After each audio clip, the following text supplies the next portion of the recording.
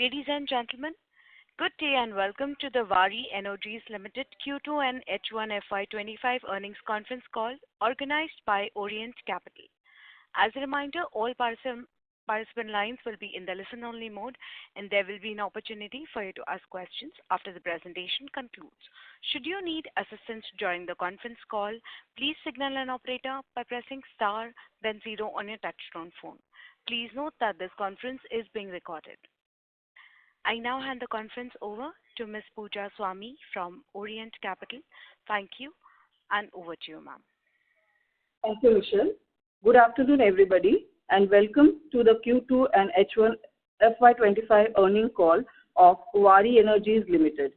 From the management, today we have with us Mr. Amit Paithankar, Chief Executive Officer, Ms. Sonal Srivastava, Chief Financial Officer, Mr. Abhishek Parikh, Group Financial Controller, and Mr. Rohit Waaree, GM Investor Relations.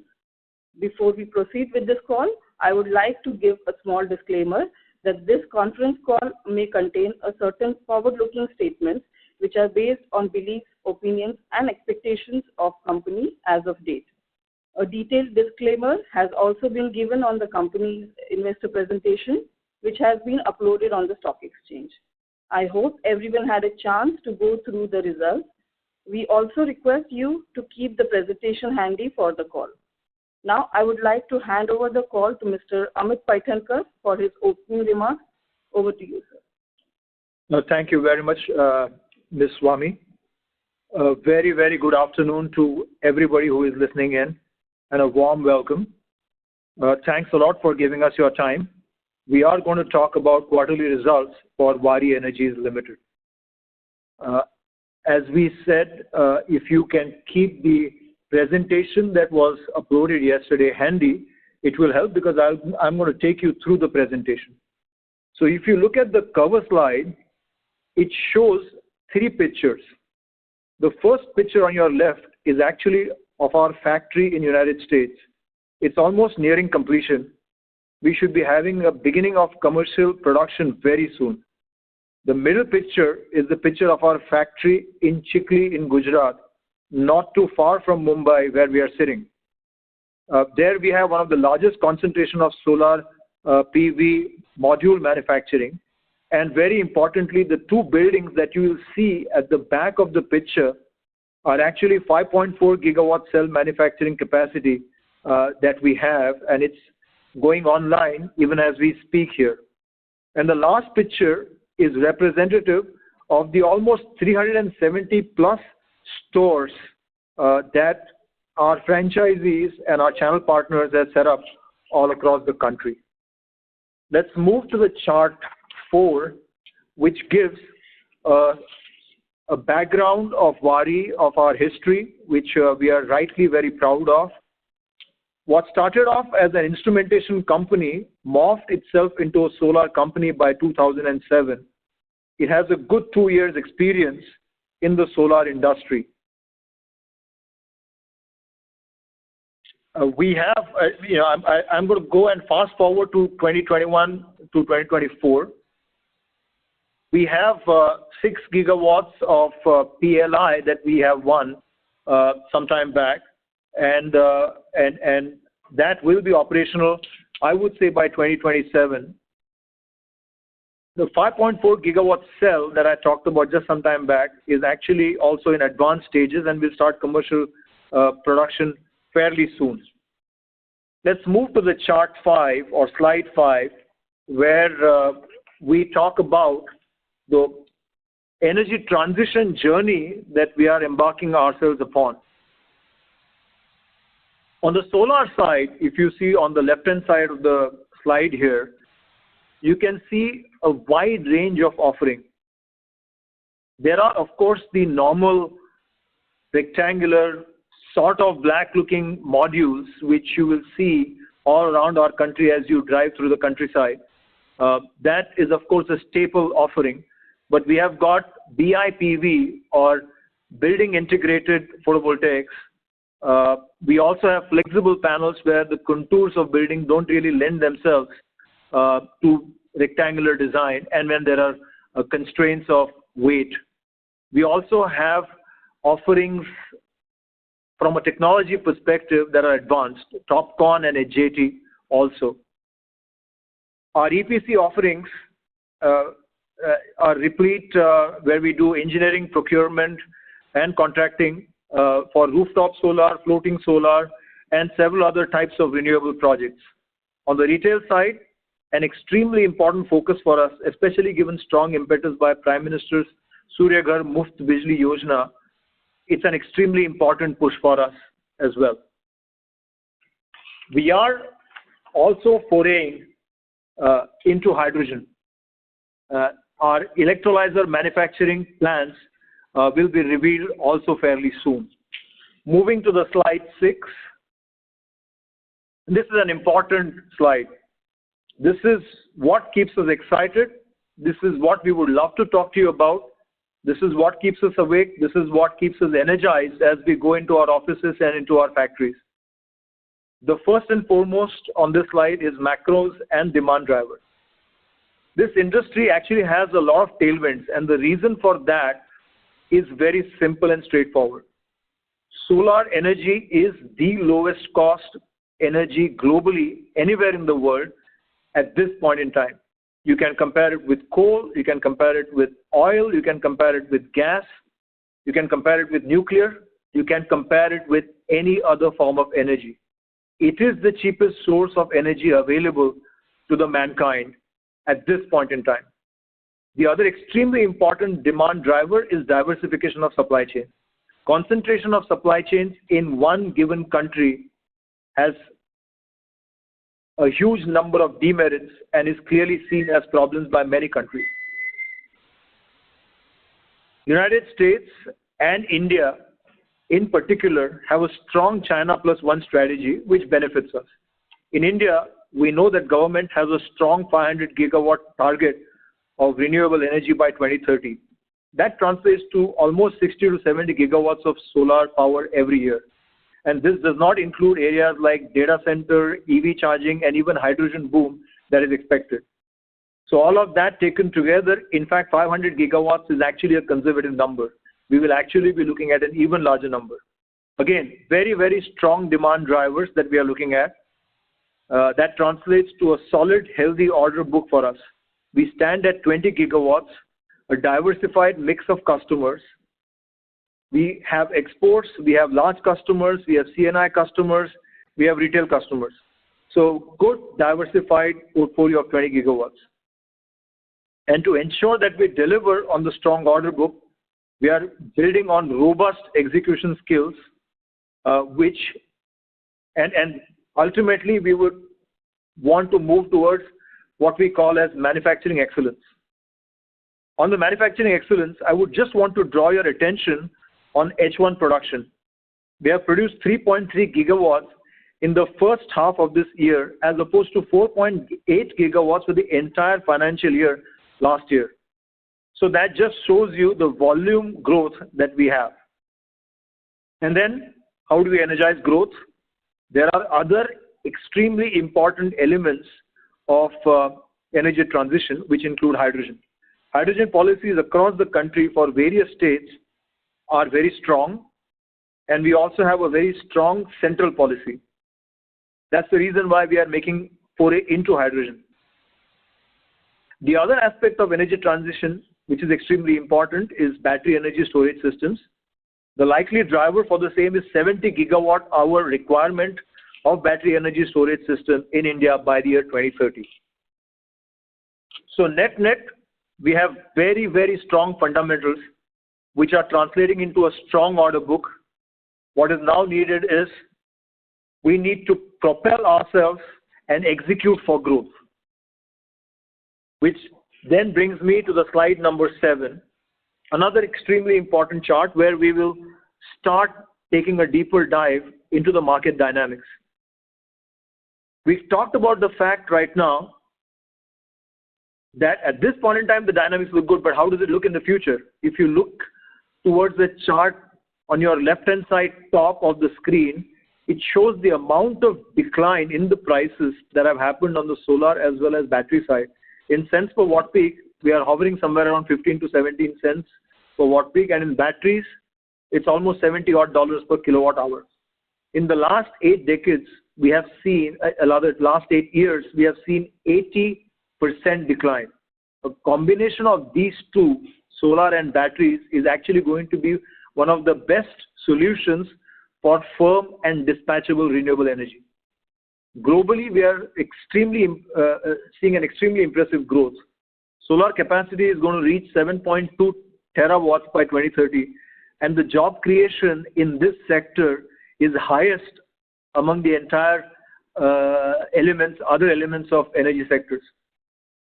India has taken some very strong steps for Atmanirbhar Bharat.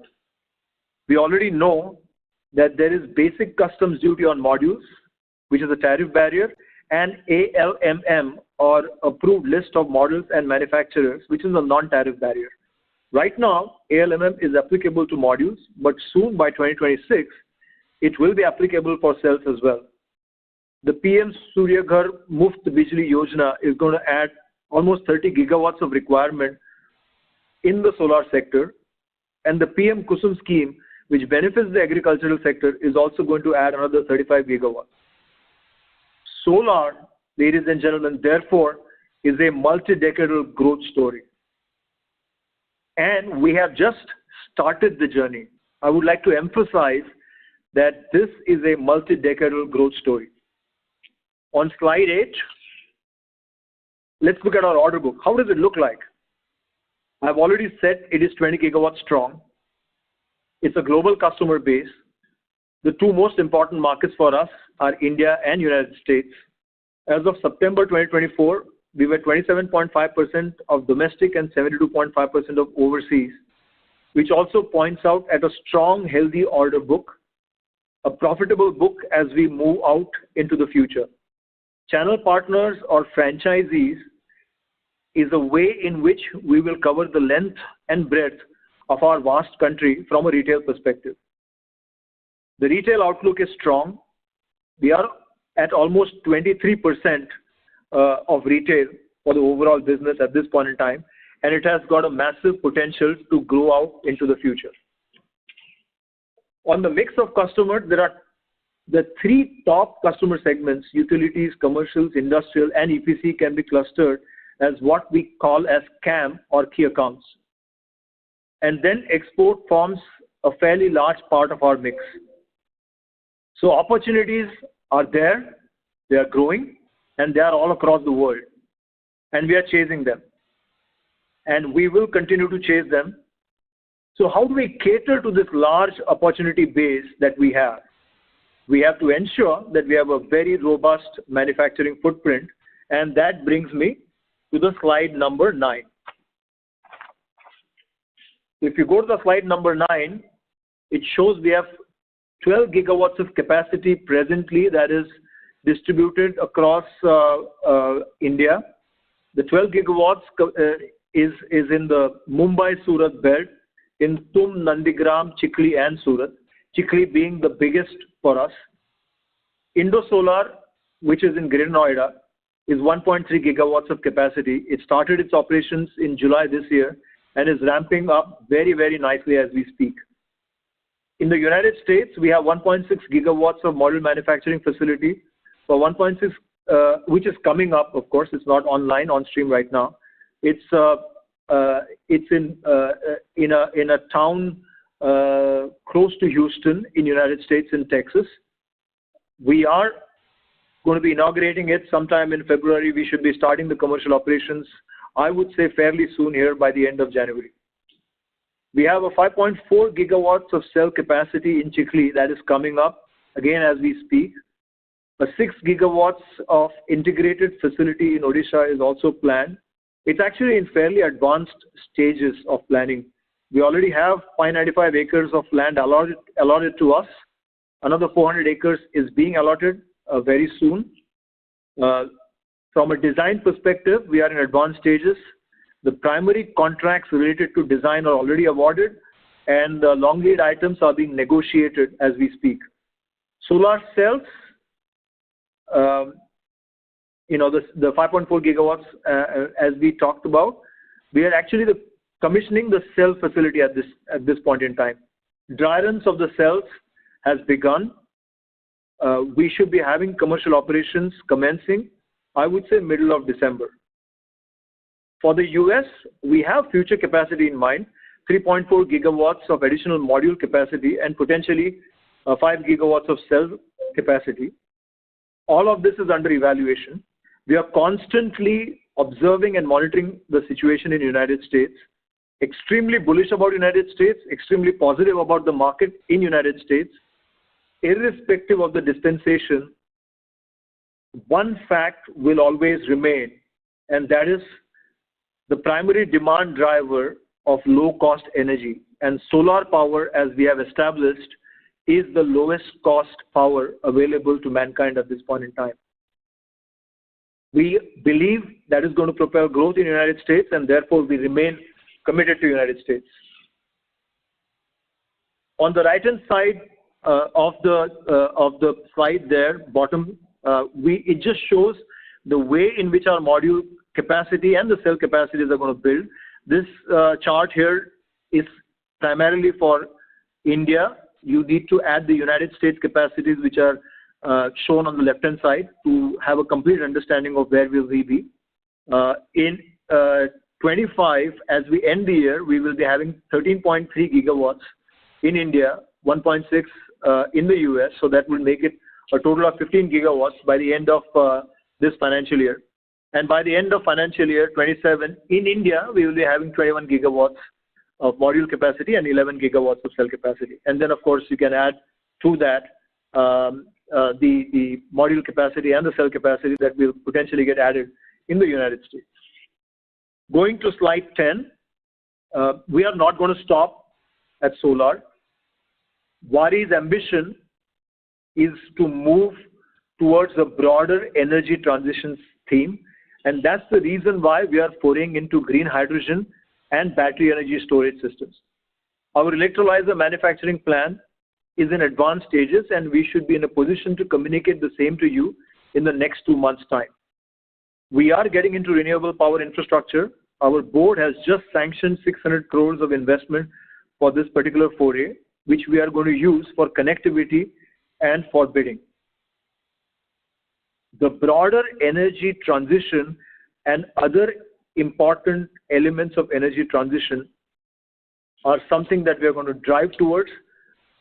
Solar is where got us here, and it is these other broader energy transition themes which will drive the present and the future growth for this organization. Not to mention, solar itself is a big growth driver. With that, ladies and gentlemen, thank you for the patient listening. I'm now going to hand it over to Sonal, our Chief Financial Officer for Financials. Thank you, Amit, and good afternoon to all, and welcome to the earnings call. Moving on to the financial performance of the company. On consolidated basis, we have reported a revenue of 36,634.63 million in the quarter, an increase of about 2.95% year-on-year. For EBITDA in Q2FY25, the number is 6,139.37 million, an increase of about 14% year-on-year, with an EBITDA margin of 16.76. Profit after tax stands at rupees 3,756.59 million, reporting a growth of about 17.35% year-on-year basis. Talking about our H1 performance, we have reported revenues of rupees 71,598.76 million in the H1, an increase of about 2.67 year-on-year basis. EBITDA in H1 is close to 12,539.26 million, an increase of about 14.74% over previous year, with an EBITDA margin of 17.51. Profit after tax stands at 7,767.84 million, a growth of about 17.98% year-on-year basis. With that, maybe we can take some questions. Thank you very much, ma'am. We will now begin with the question and answer session. Anyone who wishes to ask questions may press star and one on their touchtone phone. If you wish to withdraw yourself from the question queue, you may press star and two. Participants are requested to use only handsets while asking a question. We request all the participants to limit your questions to two per participant. Should you have a follow-up question, please rejoin the queue. Ladies and gentlemen, we will wait for a moment while the question queue assembles. The first question is from the line of Varun G from ValueQuest. Please go ahead. Yes, good afternoon, everybody. Good morning, the first one. Thank you, Amit ji, for such a articulate and very well laid out scenario for us. Welcome to the maiden concall. Really congratulations to Hitesh Bhai and the entire Waaree team for reaching so far. I think Waaree has always made all stakeholders proud. I have two basic questions. One, there is a common misconception that modules are a commodity. So I thought this would be good to understand what is the value addition that we do, how technical is the product given we supply to some global utilities, how do customers look at our product versus somebody who is probably new in the business, or there are so many new entrants. So I was trying to understand, is this really a commodity, or is it, something that only few of us can manufacture? And second is, there is again a perception that the industry is only driven by profits that are protected through tariffs.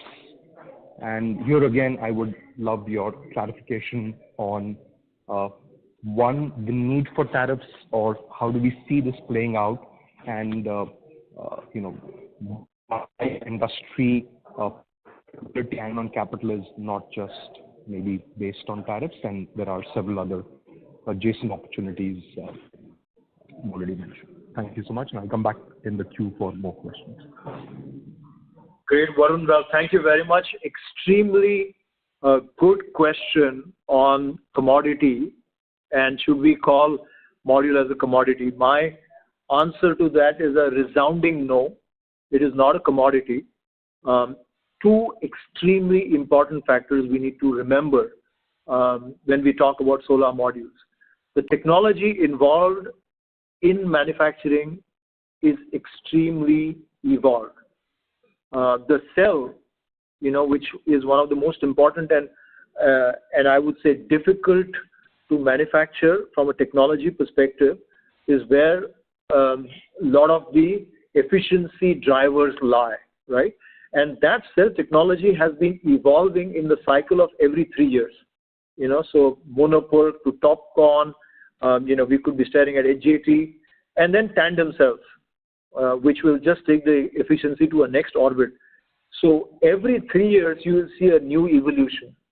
And any module manufacturer who wants to be relevant into the future will need to, in their plan, have a full technology roadmap in them. In fact, we at Waaree, we actually depreciate all of our manufacturing equipment in 3 years' time to accommodate for all these large technology waves that keep happening. And that's why you have to keep yourself fresh. And so technology is an extremely important reason why modules are not a commodity. The second reason that we should, and whilst on technology, I would also like to emphasize that with technology comes quality and certification. And to be accepted in India and also in markets like United States, you need specific certification, which comes with years of experience, which comes with quality, which is demonstrated and not just demonstrated once, but demonstrated over a period of time. That will define the bankability of your solar panel. On the tariffs, it's extremely important to note that everything that we do from a business and a model perspective is agnostic to tariffs. So all of our business plans are built to stand on their own. So even if the tariffs tomorrow are removed, they should stand on their own feet, whether it's in India or whether it's in the United States. Of course, what happens is when you have tariff and non-tariff barriers, it creates an ecosystem of growth and creates Atmanirbharta from an India perspective. And I think from that sense, it is extremely important, and it incubates the whole, industry, I would say. Going back to the commodity and modules, I would like to add one more point where there are other types of modules, solar modules. I talked about it. It's building integrated photovoltaics, is, flexible panels. All of these require a technology at a totally different level. And these are just beginning, I would say.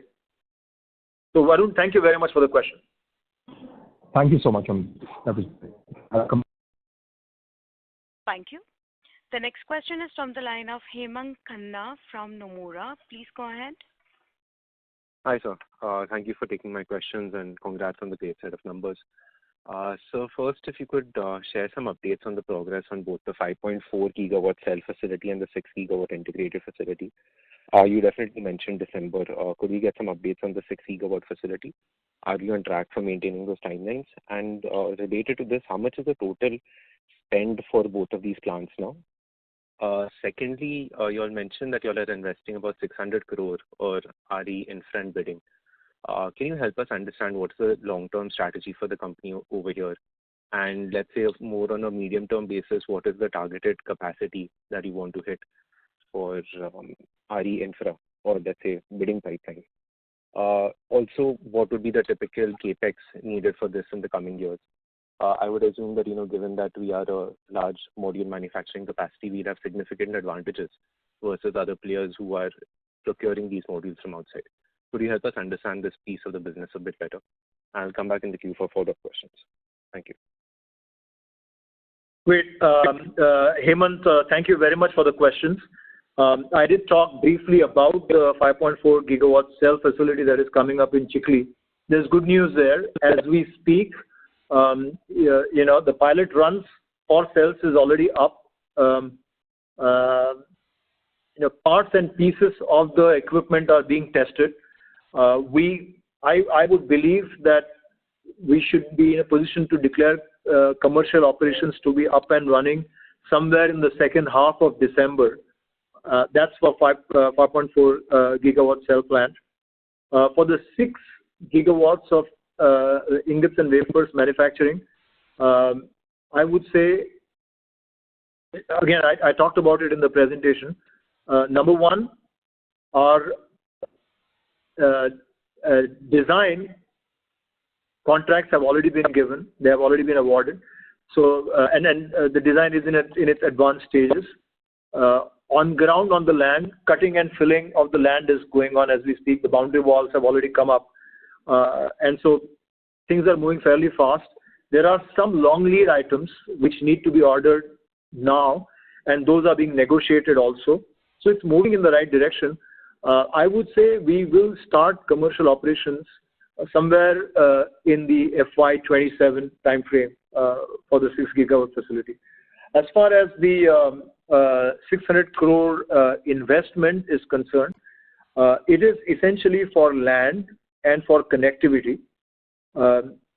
We are looking at how do we provide one-stop solution for our customers from the perspective of maybe EPC contracts, maybe overall offerings for renewable power projects.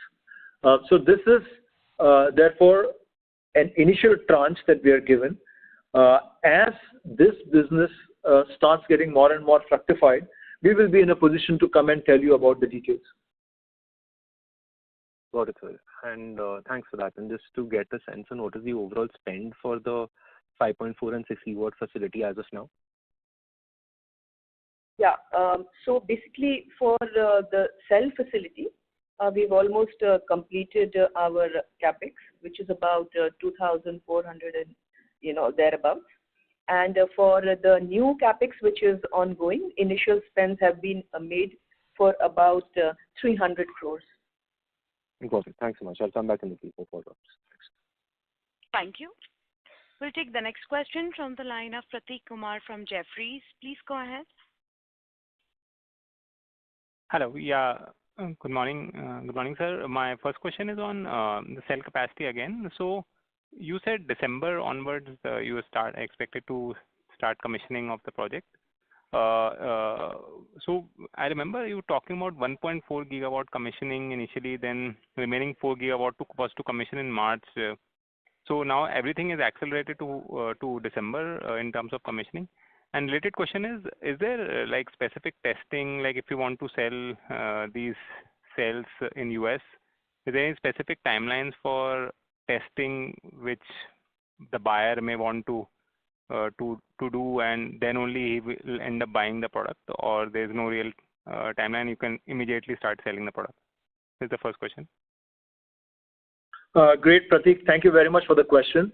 You remember it correctly. 1.4 gigawatts is what we are trying to switch on first, which is what I would say we'll get into commercial production somewhere in December. Our goal continues to be that by March of 2025, we will have the entire 5.4 gigawatts.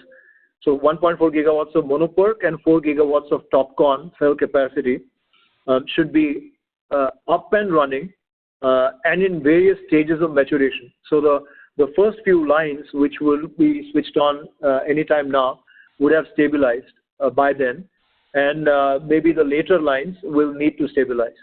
On the question of what kind of testing is required, there are specified standards, and all the specified tests as per the standard, we already have the capability with us.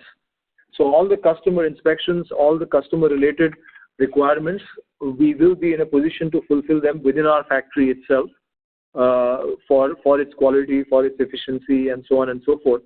And that way, we will be able to use our own cells in our own modules within India as well as in the United States.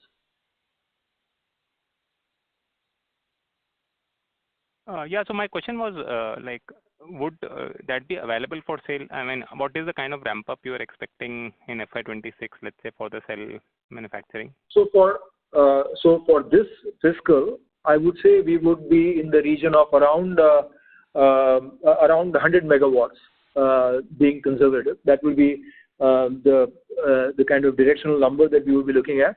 By, of course, next financial year, I would say in the first couple of months, we would have a reasonably fully ramped up facility. And so one could expect for the first year of operation, anywhere between 60% odd of capacity utilization factor.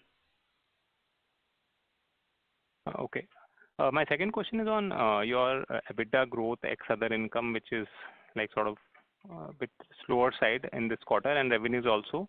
So is this material change in US mix which has happened, which was like probably higher profitable and which has impacted the EBITDA growth this quarter?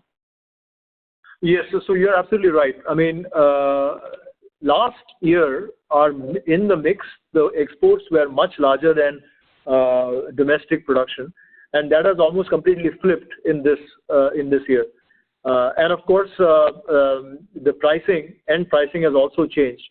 So those are the two reasons why you would see, an overall reduction, or frankly, even on the revenue side, and as well as on the EBITDA side. I'll have Sonal comment on the exact numbers.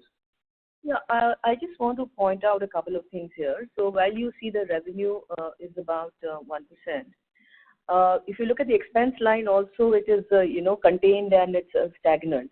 And in between, if you see, we have managed the COGS margin pretty well, and that has expanded by almost 5%. So while the prices of module also come down, inputs also come down, so we have to look at the margin, and that's what we have managed in this quarter, and we'll continue to focus on it in the coming quarters. Thank you very much, Prateek. Sir, can you give the US mix or export mix in this year and last year, and maybe in this the quarter one? So again, directionally, last year we were around 60%, and this year we are around 27%. Sure. Thank you. from a sales mix perspective. Thank you. I'll get to the queue. Thank you. Thank you. We'll take the next question from the line of Deepak Krishnan from Kotak Institutional Equities. Please go ahead. Hi, sir. Am I audible? Yes, please proceed. Yes. So I just wanted to sort of understand, I think we are at a pretty advanced stage for the 1.4 gigawatt in the US, but the further capacity expansions, how are we looking at it, what could be the potential challenges or positives that we are looking at from an IRA perspective? Do we still require IRA to go ahead with that, or we will be in a wait and watch mode, and once there is only policy uncertainty, that's when we'll sort of go and expand over there? Deepak, great question on the United States. United States, we are extremely committed to United States. It's a big market. It is a growing market, and we will approach this market with a certain amount of aggression, which we already have in the past. And so, therefore, are we going to reduce the gas? Or I would say maybe gas is the wrong euphemism to be used here. But, are we going to reduce the acceleration there? The answer to that is absolutely no. Having said that, the additional 3.4 gigawatt capacity and, potentially 5 gigawatt cell capacity, we will definitely look at how the policy landscape evolves.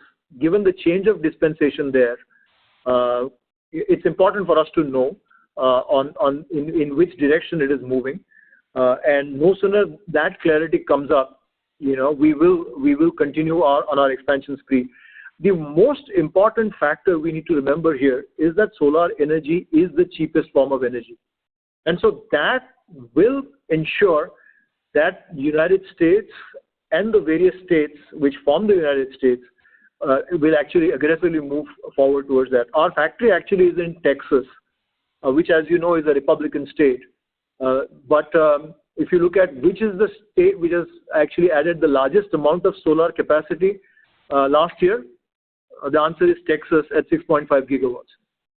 So our hopes are pinned on a fairly large US market as we move forward. Sure. Maybe just a follow-up to that. So if I look at the quarter, obviously you indicated 27% is exports. That's indirectly impacted our realizations also as domestic has picked up. But for the full year, how are we targeting in terms of export and domestic mix? And for the 13.3 gigawatt capacity we have, what is the rough production numbers that you're sort of targeting for FY25? So from the mix, this particular year is going to be a bit of a year which is veered more towards domestic. So the pattern may not change substantially, maybe a little more of exports from where we stand, but the pattern may not dramatically change. Sure. And maybe just wanted to understand the 600 crore investment you are doing. Would that be into renewable IPPs, or what are we sort of investing the 600 odd crores for? Would we get into IPP business, or these are just adjacencies to, sort of help us expand our presence in module as well as sort of DPCR? It is all of the above. It would mean, potentially looking at land and connectivity for our own self, at the same time for IPP type of a business. Sure, sir. Those are my questions, and best of luck for future quarters. Thank you very much, Deepak. Thank you. The next question is from the line of Subramaniam Yadav from SBI Life Insurance. Please go ahead. Sir, as you mentioned, the mix has changed this year to around 27%. Is it because of intense competition from the Southeast Asian country, where it is expected that some duty will be levied there, and hence the inventory build-up might have happened from their side? Or is it our cost is a bit higher than their cell cost, module cost? If you can put some color on this, and going ahead, how do you see the next 6 months export for us? Mr. Subramanian, thank you very much for the question, a very pertinent question. The reduction is definitely not because of competition. It is actually just a point in time. If you see, even today, our order book actually, there is a preponderance of exports in our order book mix at this point in time. So it's definitely not because of any structural reasons of pricing. It is just a cycle that we go through. You will see that in the next year things will be different, and it will keep evolving as we move forward. Okay. And sir, can you just give us some figure on the pricing of the module, how much it has come down vis-a-vis next year and this year? So, last year for the US, realizations were in the region of 28-30 cents. And this year they are kind of approaching towards somewhere around 24 cents or so. And for India, from around 21 cents or so, they are approaching to around 17 odd cents. Ballpark numbers. Okay. Okay. Great. Thank you. Thank you very much. Thank you very much, Subramanian. Thank you. The next question is from the line of Ashish Upganlawar from InvestQ PMS. Please go ahead. Yeah, sir, the quoted capacity that you mentioned around 12 gigawatts and the numbers that we spoke about, I think 3.3 gigawatts for the first half. So this would be maybe 50% on the utilization roughly maybe. So can you explain me why, since the demand you say is very, very strong, so why this situation? So utilization is not because of the fact that the lines are idle. It's actually because of various factors. I mean, in fact, our factories are running 24/7. So it is not, the utilization factor is not less because of lack of customers or lack of demand. It is because the way you manage your factory, it is because the type of demand, the changeovers that are required, that kind of leads us to the utilization factor of, as you rightly calculated, somewhere around 50-60%. And so that, at any given point, the 12 gigawatts that you quoted is a nameplate capacity. And typically, you don't get to that point. If everything remains constant and you can run the factories 24/7 without any changes, without any holidays, you can get to maybe 70-80% of that capacity. At this point in time, what happens is that some of the lines are for a given particular customer. Some customers want monoPERC, some customers want TOPCon, and that will require changes of lines. And each time a line changes, there are certain number of days which are lost in production, and that is what leads to this utilization rate. Our constant endeavor is to actually keep getting better and better at that. So if you see from last year onwards to this year, it's been a very substantial jump in our utilization, and you will keep seeing that the capacity utilization will keep getting better and better because of better planning. Okay. Secondly, this 20 gigawatt of order book that we said, so how much is US in that? And I mean, is it in line with the cell capacities that we are putting in? Because the cell capacities seem to be much lower if US is a bigger portion of that. So we are at 72% of the order book is United States at this point in time. The cell capacity is not going to be so much of a limitation. The entire cell capacity that we have is going to be for internal purposes, both for India and for the United States. We will still not be producing enough cells for our own internal consumption. For the United States, we will be taking cells from sources which are allowed in United States, which is going to be non-China. And those supply chains are also secure. And so that is not going to be a limitation to serve our United States customers. Okay. Lastly, sir, this cell capacity in India is coming up. So would it be fair to, I mean, whatever you think is fair to assume in terms of full utility, like you said, in modules you produce only maybe 70% at best. So what it would be for cell whenever it is mature, and what kind of profitability one can expect, maybe keeping in mind the current rates. from the cell production then? So again, great sort of question, Mr. Ashish. From the perspective of capacity utilization, they are in the sort of similar region. So we would expect somewhere around 60 to 80%, as the lines keep getting stabilized, and at the full maturation, somewhere in the region of around 80% or thereabouts is where one can expect. As far as the profitability is concerned, as you can imagine, I mean, if you would have had one-to-one, we would have had a massive profit fillip. But at this point in time, on a blended basis, we expect about a 200 to 300 basis points improvement in the overall profitability because of that. Okay. Thank you, sir. I'll come back with more questions. Let others ask. Sure. Thank you very much, Ashish. Really appreciate it. Thank you. Before we go ahead with the next question, I would request all the participants to limit their questions to one per participant. Should you have a follow-up question, please rejoin the queue. Thank you. The next question is from the line of Mohit Kumar from ICICI Securities. Please go ahead. Hi. Good afternoon, sir. So my question is on the duties. How do you think about the impending duties which being talked about in the United States, the anti-dumping duty and countervailing duties? When do you think that some clarity will come in your opinion? So, as you know, there is change in dispensation in the United States. We have been closely observing the situation there and trying to seek clarity. I would say, from my perspective, it will be somewhere in January is when we'll potentially get the clarity on this, just given the changes that are happening in the political landscape of the United States.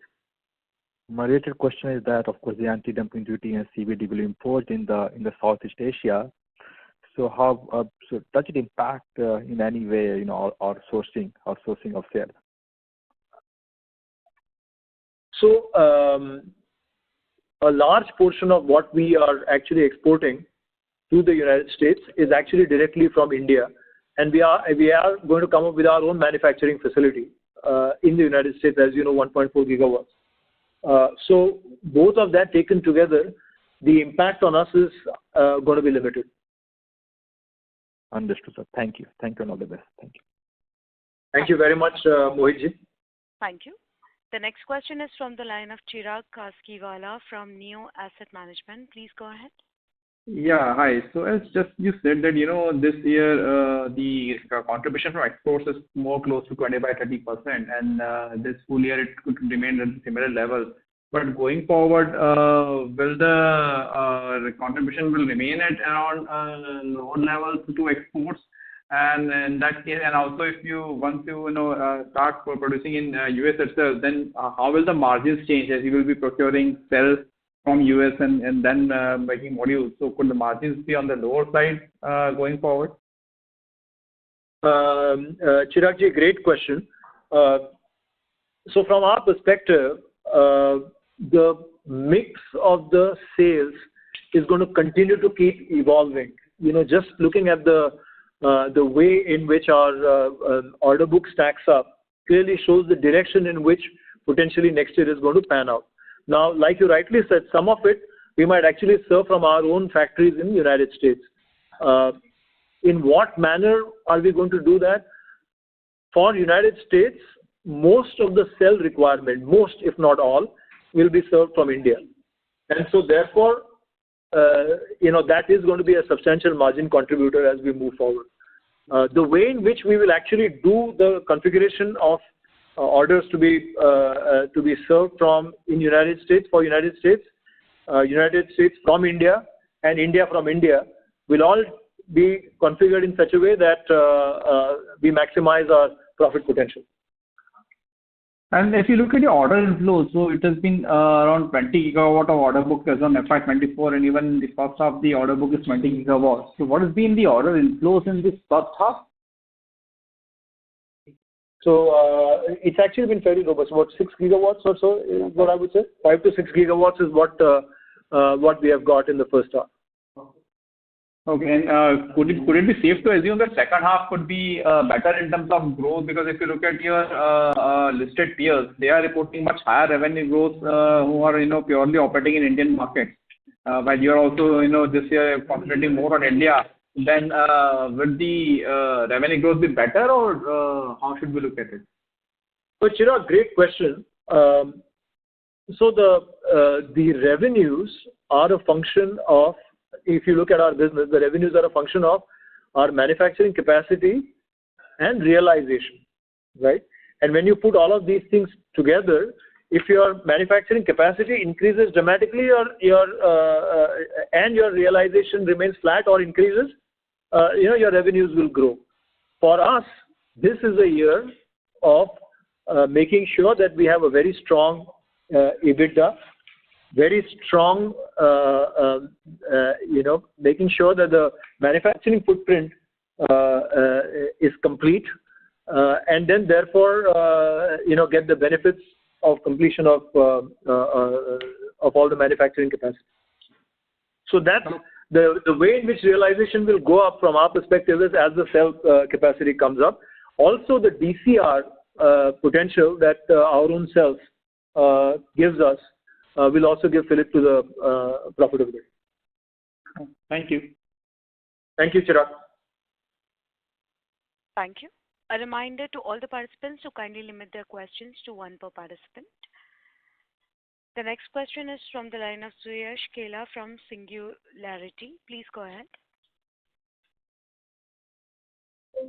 Hi, thank you for taking my question. Sir, I had a question on the improved margins because of sales. You said maybe 2 to 3 percentage points. From our understanding, looking at the peers, it looks to be much higher if you are running an integrated facility. Maybe if you can just expand a little bit on that, and assuming the end market is DCR. Second, if you can talk about the retail business in the rooftop solar segment. From a macro perspective, the numbers, the growth in the numbers is looking very exciting. So how are we looking at that segment 2 to 3 years out from in terms of the revenue and the profitability of the segment? Right. Again, great question, Sureshji, if I've got your name correctly. From a margin perspective, yes, you're right. A fully integrated chain. So if I have 13.3 gigawatts of manufacturing of modules and 13.3 gigawatts of cells, these numbers that I quote might potentially even jump to a double than what I'm saying. However, on a blended basis, so when I said 200 to 300 basis points, it's on a blended basis. And that's where you are getting in that region. But yeah, I mean, as the level of integration increases, the potential of profits actually go up and they are almost double. At this point in time, of course, there is a sense of conservatism in the numbers that I quote, as we always are, and we would like to beat those numbers as we move forward. Thank you, sir. The next question is from the line of Prateek Kumar from Jefferies. Please go ahead. Yeah, thanks for the follow-up. I just one question regarding the order book. So just wanted to understand this order book of 20 gigawatt in current context of current environment in US. So all these orders are like sort of more like MOUs, or like all these companies have like sort of given you some advance, or I mean, and they can be like sort of cancelled because there's some change in local regulations, etc. So what is the stage of these order books exactly for this 20 gigawatt, of which like 70% is US? Super. So, Prateek, a fantastic question. The way in which we look at orders and consider them as orders in Waaree is if we get advances. So almost the entire 20 gigawatts of order book is backed by advances. That's number one. Number two, Prateek, is that most of our orders in this order book are through sticky customers who are loyal to us. And that's the other reason why there is a certain strong belief that these orders would not be cancelled. So these are the two solid reasons why it's a solid order book. We don't consider it as an order till such time that we actually have an advance in our books. And there's an increased confidence because of the fact that they are loyal customers. Thank you. The next question is from the line of Utsav Adani from Oakland Capital. Please go ahead. Thank you for the opportunity. Sir, I wanted to ask questions on the new businesses. One is battery storage, the other is electrolyzer, which you said you'll comment in probably next call. The aluminum frame, I think we have a subsidiary which is named Waaree Green Aluminum Private Limited. And a couple of years back, I think there is some business opportunity being discussed on thermal energy storage with Bryn Miller. Do we have any updates on all of these businesses? A great question, Utsav. In my presentation, I already said that we are going to have a fairly broad spectrum from a energy transitions perspective. Out of that, electrolyzer for hydrogen and battery energy storage systems have come up to a point where we can talk about it. And of course, we'll get back to you in details very soon. All the other parts and pieces of the potential future business is being talked about internally.